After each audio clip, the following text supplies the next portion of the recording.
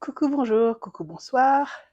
Me revoilà après pas mal de mois d'absence pour vous reparler de la Starac. J'allais dire de retour pour vous causer d'un 33 tours. Euh, Pas seulement, hein, c'était pour la vanne. Mais on a plein de choses. Plein de choses. Alors, je ne vais pas faire des dissertations de 3 heures. Je pourrais en parler toute la journée. Mais c'est surtout pour annoncer évidemment qu'avec la nouvelle saison qui arrive, je crois, à la mi-octobre, je serai de nouveau au rendez-vous pour les débriefs de Prime. Et ce que je pense faire autour des nominations, c'est que je vais enregistrer mes réactions aux évals avec mes pronostics, et puis finalement mes réactions aux nominations avec mon pronostic sur l'élimination. Mais tout ça, ça ne fera qu'une vidéo, qui sera donc publiée tard le jeudi soir. Mettons que ce sera prêt pour vous vendredi matin. Si le schéma est comme ça, hein, je crois que les nominations sont annoncées le... Ouais, non, c'est le mercredi. Donc, un jour avant ce que je viens de dire. Voilà, je pense que ça va être le format. Alors, il s'est passé plein de trucs. Je vous avais dit que je vous donnerais des petites nouvelles un petit peu des promos précédentes et de leur actualité 2025. Finalement, j'ai un petit peu lâché YouTube, euh, peut-être par fatigue un petit peu, et puis après, j'avais jamais l'impression d'avoir assez de choses, assez de matériaux, assez de pain sur la planche pour en faire une vidéo. Donc, finalement, j'ai repoussé, sachant que j'avais toujours voulu revenir. La Starac Québec, bon, ne m'a finalement pas tant embarqué que ça. Il y avait des points sur lesquels je trouve qu'on perdait un petit peu l'aspect que le meilleur gagne, puisqu'il faisait des nominations chaque semaine, genrées. Donc, ça changeait tout finalement. Tous les élèves n'étaient pas évalués chaque semaine. Ça devenait un petit peu prévisible et ou décevant qu'au bout de 2 semaines, c'est quelqu'un que, selon vous, ne devait pas partir, qui s'en va. Voilà, donc bon, le format est très très différent. Je sais que là-bas, il y a des problèmes de budget parce que c'est une émission très coûteuse à produire. Or, il n'y a pas autant de monde à regarder, donc il n'y a pas autant d'audience, il n'y a pas autant de revenus publicitaires. C'est toute une autre problématique. Cependant, pour ceux qui l'ont suivi, non, pas la gagnante. La gagnante, c'était Mia Tiner. J'ai pas vraiment suivi si elle a sorti son album d'ores et déjà, je ne crois pas. Par contre, sa dauphine, Catherine Sans Regret, sort un tout nouveau single le 5 septembre. Et on va en parler des sorties de la rentrée parce que, aussi en lien avec ça, j'ai des choses à vous dire. Des petites théories, évidemment, des théories un petit peu complotistes à vous partager. Bailey aussi a des choses à vous dire, il va se calmer un petit peu. Ok. Donc avant ça, je voulais quand même brièvement évoquer l'après Starac de la promo 2024. Donc la promo qui passait en concert assez récemment finalement sur TF1. Le concert avait été capté à Lille au mois de juin, puis a été diffusé, donc en gros différé, hein, le 15 août sur TF1. J'ai regardé, mais j'étais malade. Donc je m'endormais un petit peu, je me réveillais. Et finalement, bon, c'était un concert de très bonne facture. Hein, voilà, il y avait des invités aussi, pour le grand bonheur des fans de Pierre Garnier, Elena et Julien Lib, Héloïse Notet, et puis Lucky Love, et Charlotte Cardin. Donc c'était voilà, c'était une soirée bien sympa, bon, un 15 août, un jour férié. Voilà, il n'y a pas forcément autre chose à regarder ce soir-là. Mais le concert, voilà, très bien, et ça a permis aussi de se rendre compte justement de l'évolution vocale de certains candidats. Donc ils ont fait le taf, voilà, c'était divertissant pour ce que j'en ai vu. Euh, je regrette un peu que ça n'ait pas été en direct, parce que, mais c'est aussi mon expérience avec la tournée 2024 de la promo 2023, il y avait cette effervescence sur les réseaux, ces réactions, puis sur les réseaux, on connaissait des gens qui étaient au concert, qu'on voyait à la télé, on disait ah c'est bidule, ah c'est machin, et puis il y avait un petit différé de quelques minutes, et donc c'était toujours l'euphorie quand ah il y a un tel invité qui a débarqué par surprise, oh il y a machin qui a annoncé son single, voilà, c'était vraiment euphorisant, mais voilà, comme je vous l'expliquais dans mes débriefs de la saison 2024, j'étais aussi un petit peu moins investie avec ce groupe-là émotionnellement, donc ça joue forcément. Euh, donc au niveau des candidats et de la façon dont ils ont géré un petit peu la sortie de leur titre, leur communication, tout ça, je suis un peu étonnée. que certains n'aient pas encore sorti de single. Je pense à Franck, mais aussi à Maureen. Je pense à Ebony, qui n'a pas encore donné le go sur son nouveau titre, qu'elle tease depuis quelques semaines déjà. Elle joue un petit peu avec la patience. Alors, je dis elle, j'imagine tout à fait que c'est pas de son fait seule. C'est pas elle qui décide. Il y a sa maison de disques Epic Records qui, évidemment, la conseille et même décide peut-être, parce que il faut se rappeler que les candidats qui sortent de la Starac sont encore évidemment considérés comme des primo-débutants qui n'ont pas évolué dans ce domaine auparavant et qui n'ont pas forcément le poids le poids décisionnaire pour décréter non, ça sort à telle date parce que j'ai décidé. C'est-à-dire qu'il y a évidemment des producteurs, des éditeurs, des décideurs, voilà, qui vont dire écoute, la stratégie, c'est ça. Même si ton titre il est prêt depuis 3 mois, on le sort pas avant telle date. Et j'imagine que c'est frustrant pour certains d'entre eux, mais j'imagine qu'ils l'acceptent aussi en se disant bon, ce sont les experts, ils savent ce qu'ils font, ça portera ses fruits. Et c'est ce que je souhaite à Ebony, c'est ce que je souhaite à Franck quand son titre sortira, c'est ce que je souhaite à Maureen quand son titre sortira. Et en même temps, moi je suis quelqu'un qui est très intéressé par les chiffres, par les conclusions qu'on peut tirer de certaines observations. Et bon, je reprends encore, c'est un exemple que je prends souvent, les exemples de Louis Montémont, qui est le premier sortant de la promo 2023, et Lola Solia, qui est la deuxième sortante de cette saison-là. Donc vraiment, ils sont sortis au tout début tous les deux. Louis avant Lola. Ils ont tous les deux, à ce jour, 3 titres disponibles sur les plateformes. Et le premier titre de Louis était sorti au mois d'avril. Le premier titre de Lola était sorti au mois d'octobre. En comparant les deux, il n'y a pas de doute possible. C'est-à-dire que à la base, je pense qu'ils n'avaient pas des fanbases si disparates en nombre. Mais à ce jour, Louis Montémont a 10 fois plus de streams au total, un peu plus que ça même, que Lola. Et selon moi, ça s'explique par quand un candidat de la dernière Starac en date sort son titre en avril, il y a encore des gens qui vont dire « Ah, tiens, je vais avoir la curiosité d'aller voir ce que ça donne. » Ça donne lieu peut-être aussi à l'inclusion dans certaines playlists, ça donne, je sais pas, des auditeurs qui restent curieux, qui vont s'informer de la suite. Et malheureusement, c'est important, surtout pour ceux qui auront moins d'exposition du fait qu'ils sont restés moins longtemps dans l'émission. À mon sens, c'est important de battre le fer tant qu'il est chaud. Alors, Maureen et Franck, évidemment, ont fait la tournée.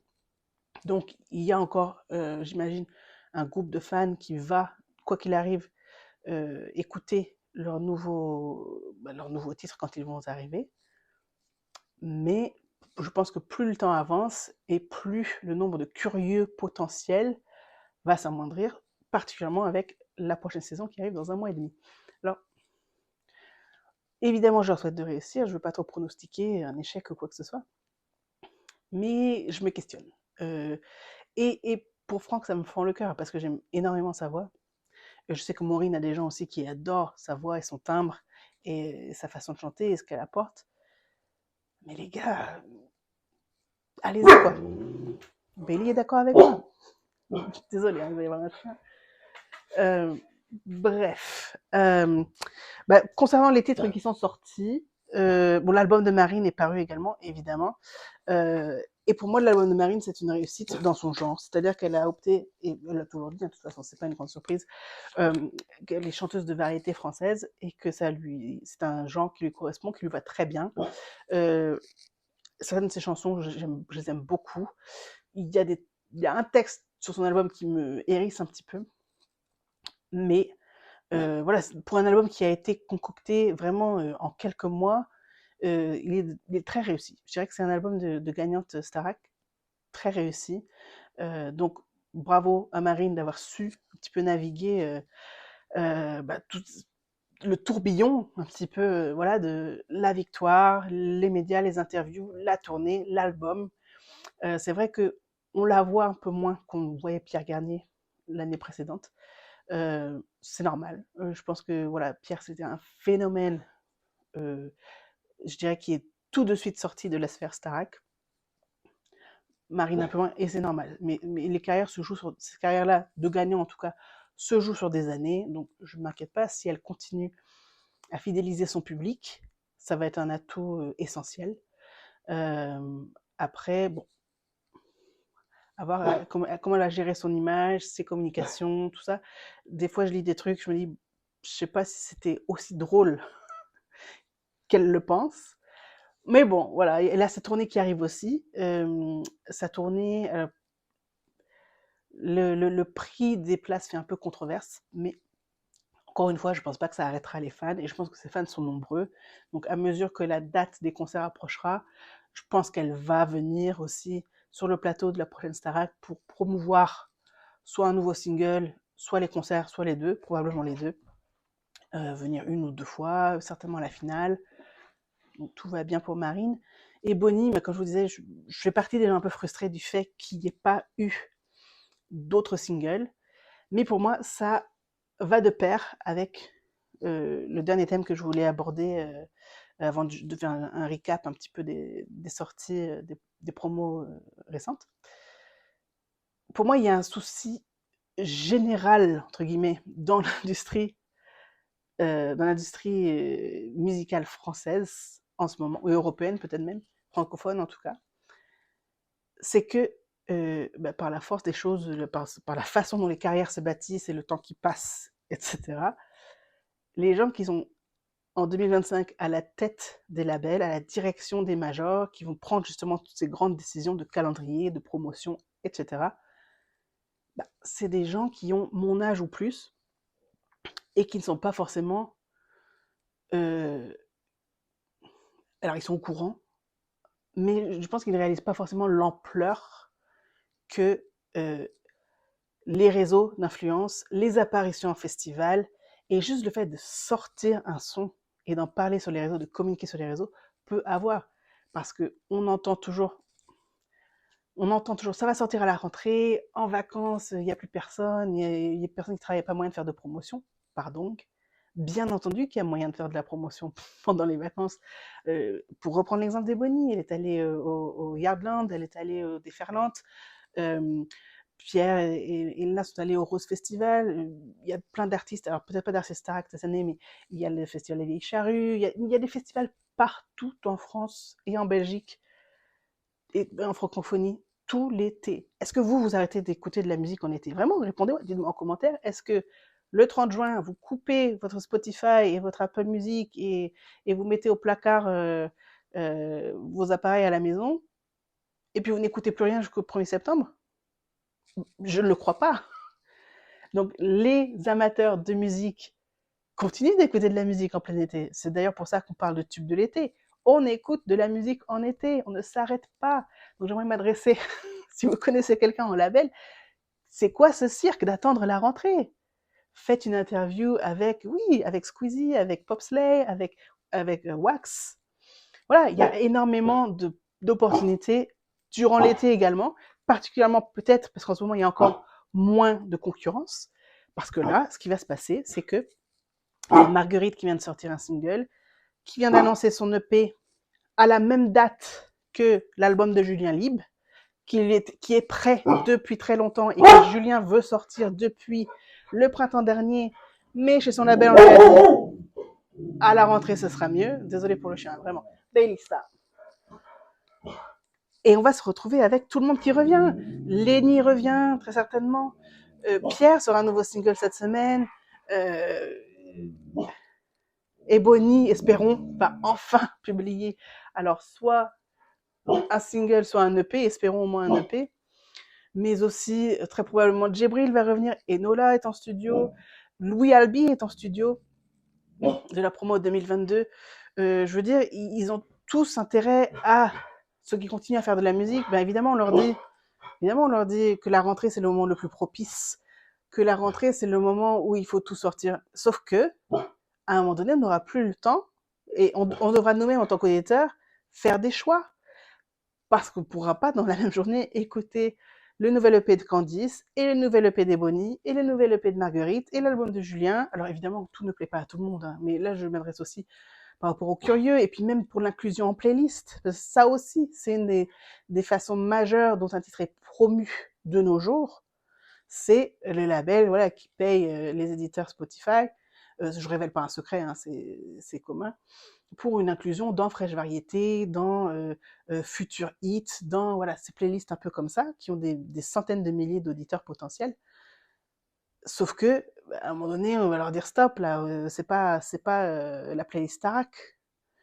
Donc, ça s'auto-cannibalise un petit peu, malheureusement, parce que oui, ils viennent du Métier les Crochets, ils viennent de la même émission, et oui, il y aura des médias réticents à faire un article ou faire une interview. J'imagine que Marguerite va être interviewée chez Quotidien pour la sortie de son album. Peut-être que Julien Libre n'aura pas cette opportunité parce que ça sort à la même date. Tandis que s'il y avait un décalage, peut-être que l'opportunité aurait été présente. Surtout que la nouvelle saison arrive. Je pense qu'ils veulent tous ceux qui publient un nouveau projet, espèrent peut-être venir chanter un duo avec les nouveaux élèves et puis leur nouveau titre en deuxième partie de soirée, ce qui est tout à fait normal et qu'on ne peut pas leur reprocher. Mais ça fait beaucoup, quoi. Alors qu'en juillet, il y avait quasiment rien. Axel a sorti un single en juillet, Victorien début août. Victorien aussi sort un nouveau single en septembre et va probablement annoncer son album. Donc voilà, il y a énormément de choses. Candice va avoir un deuxième EP, hein, je pense qu'elle tease depuis un moment. Pour revenir à Candice, voilà, je vous teasais un petit peu l'histoire du 33 tours, machin. Et ça rejoint un petit peu ce que je disais sur l'influence que les labels ont sur la date de sortie, sur le calendrier, qui sont presque maîtres de toutes ces décisions-là. Et moi, j'ai l'impression, à l'écoute du vinyle de Candice, qui contient donc 11 titres, c'est un EP, officiellement c'est un EP. Sur les plateformes, il y a 8 titres de Premier Pétale qui sont disponibles. 8 sur 11. À l'écoute du vinyle, qui contient 11 titres, pour moi, il y a une évidence. Et cette évidence, c'est que ce projet a été conçu comme un album. 11 titres, c'est tout à fait décent pour un album. Et quand on l'écoute de la piste 1 à la piste 11, on se rend compte qu'il y a une cohérence, un ensemble. Le premier titre, Le Rêve, démarre avec un vocal d'une amie à Candice ou de sa sœur, il me semble que c'est sa sœur. Cette même personne est incluse dans un extrait vocal sur le tout dernier titre à la fin. Donc c'est vraiment un projet pensé pour être, selon moi, c'est mon interprétation à cette écoute, un album de 11 titres. Sauf que, en février 2024, non 2025, en février, quand Candice a publié cette EP, a publié cet ouvrage, cet opus, elle n'était pas encore, je crois, je ne crois pas qu'elle était encore chez Sony Music pour la publication de ses œuvres. Elle travaillait avec Tyke, avec Maison Mère, avec Good Mood Publishing. Je ne sais pas encore si elle était officiellement chez Sony, sauf que à ce moment-là, ils l'ont signé, et puis c'est un EP qui est sorti, et non pas un album. Et là, je m'interroge beaucoup, sans mettre la faute sur cet autre artiste que je suis sur le point de citer, que j'adore également, et j'ai son vinyle aussi. Mais il me semble possible, voire probable, que chez Sony, ou je ne sais où, chez les décideurs puissants, on ait décidé que elle ne sort pas un album avant Elena. Parce qu'Elena, on mettait énormément de budget sur la communication, la presse, la sortie de son album Elé, le 14 mars, donc un mois plus tard, qui est très réussi également, que j'aime beaucoup, que j'écoute. Mais ça me gêne de me dire, ils ont décidé, pas elle au pluriel. On a décidé pour elle, autour d'elle, à leur place, que Candice, elle sort pas un album. Candice, elle sort un EP. Alors, merci Candice d'avoir persévéré et d'avoir sorti ce vinyle, parce que maintenant on a le projet complet, pour un temps soit peu, qu'on ait aussi les moyens de s'offrir un vinyle, qu'on ait une platine à la maison pour l'écouter. Donc voilà, j'ai hâte de voir un petit peu comment l'avenir se déroule pour tous ces artistes-là que j'aime beaucoup et dont je respecte l'œuvre. Mais voilà, pour moi, bah, le pouvoir décisionnaire des labels est un petit peu se fait au détriment de la vision artistique et créative des artistes qu'on soutient, des artistes pour qui on a acheté des places de concert, pour qui on a appelé le 3481 ou envoyé des SMS au 72 500. Voilà, on nous enlève un petit peu ce pouvoir ou l'illusion de pouvoir que nous donne la Starac sur le succès et le destin d'artistes qui nous plaisent. Donc, bon, ça me gêne un petit peu, mais on va pas refaire le monde avec une vidéo YouTube. Mais voilà, soyez vigilants un petit peu de tous ces trucs-là qui se passent. L'histoire de la rentrée, tout le monde qui sort son projet au même moment, ça m'agace un petit peu, sachant qu'on n'a rien pendant l'été. Mais c'est comme ça, et à moins que d'autres voix s'élèvent, j'imagine que c'est pas prêt de changer. Mais je pense qu'on va arriver dans un an, en septembre 2026, où vraiment, il n'y aura pas une semaine, il n'y aura pas il y aura pas une semaine en septembre, octobre, novembre, sans la sortie d'un projet, d'un talent qui est passé par la Starac. Donc, c'est un petit peu festin et famine, parce qu'on va traverser des périodes où on n'aura rien à se mettre sous la dent, enfin rien. On n'écoute pas que eux non plus, mais, mais en tout cas, si on les suit, bah, il n'y aura pas trop d'actu à décortiquer. Et puis d'autres semaines où on fera que ça quasiment. Alors, pour récap les sorties 2025 des candidats en saison, je voulais souligner les projets de Senzo, qui a sorti un EP en avril, non, qui a sorti un EP, je crois pas que ce soit en avril, mais c'est récent. C'est en avril ou mai, au printemps, il a sorti un EP qui s'appelle Les papillons dorment en hiver, pardon. Bailey Stop, qui est très bon, très très sympa, que j'aime beaucoup. Alors, Senzo utilise beaucoup de chansons, de compos sur ses réseaux, sur son Instagram, si vous suivez ses stories. De temps en temps, vous aurez un petit bout de compo, et il a fait des premières parties du Starac Tour et de la tournée d'Elena, où il a chanté des titres qui ne sont pas inclus dans l'EP. Et ça me fait un petit pincement parce qu'il y avait des chansons que j'avais hâte d'écouter officiellement, on va dire. Mais bon, j'imagine qu'il est très prolifique, il va sortir d'autres choses également. Mais en tout cas, ce projet-là, Les papillons dorment en hiver, je vous le conseille. Chris de la Starac 2022, Chris Camalon a sorti un EP en avril, lui aussi, de 3 titres, qui est très très puissant, très très émouvant en tout cas, qui est très poignant, et très réussi, très bien écrit. On voit qu'il il a mis toute son âme dedans, c'est très beau. Je pense qu'il l'a écrit et publié, enfin interprété, voilà, qu'il a sorti cette EP parce que ça devait sortir, et puis pour pouvoir passer à la suite et poursuivre son chemin. J'ai vraiment hâte parce que Chris, pour moi, il a un grain de voix particulier, très touchant, et il s'en sert très bien. Et sa plume est très bien aussi. Donc vraiment, je suis très curieuse d'entendre ce qu'il a d'autre à nous proposer, et j'ai très hâte. Qui nous a paru des projets intéressants, beaucoup, enfin la plupart des sorties 2025, il y a quelque chose. Alors ce qui est intéressant, c'est que Marlène, la prof d'expression scénique Marlène Schaff, a sorti un single juste là. C'est un single qui, à l'origine, a été proposé à Lénie, puis Lénie finalement a décidé de faire autre chose. Il y a une vibe très Disney, cette chanson-là, c'est-à-dire qu'il y a une grande progression vocale, c'est une démonstration vocale un petit peu ainsi.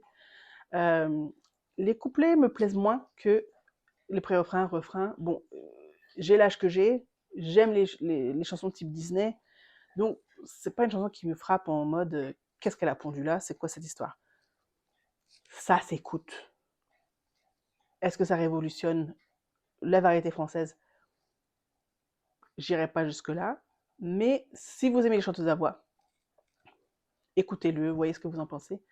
Si on parle des registres Disney, Thomas de la Starac 2025, son titre Des jours meilleurs, fait beaucoup penser au type de film Disney, genre Hercule, Atlantis, voilà tout ça. L'Atlantide, je sais plus comment ça s'appelle en français. Paul Damien, donc Paul Miles, a sorti 2 titres en tout. C'est rigolo parce qu'ils sont plusieurs à avoir sorti 2 titres et puis à côté de ça, il y en a qui n'ont pas sorti de titre encore. Donc, bah, si vous êtes curieux, si, je vous ai pas donné l'info sur l'un ou l'une des anciennes élèves 2025 ou 2024, non, vous m'avez compris. Les 3 dernières promos qui ont sorti des choses intéressantes. Enola, le titre Malheureuse est excellent. Et j'espère qu'Enola, je crois qu'Enola s'apprête à sortir autre chose également. Il me semble que Marie-Maude, potentiellement, s'apprête à teaser quelque chose de nouveau. J'aimerais bien. Mais voilà, restez à l'affût. Posez-moi vos questions en commentaire si vous en avez. Et puis, bah, très très vite, on va se retrouver avec la prochaine saison. Il me semble que ça démarre le 18 octobre. Si ce n'est le 18, ce sera le 25. Bref, ça arrive vite. Bonne rentrée à tous. Écoutez vos faves, parlons-en et bah, portez-vous bien. Je ne vous dis pas la semaine prochaine, je vous dis au mois prochain. Ça, c'est certain que au moins au mois prochain. Allez, ciao.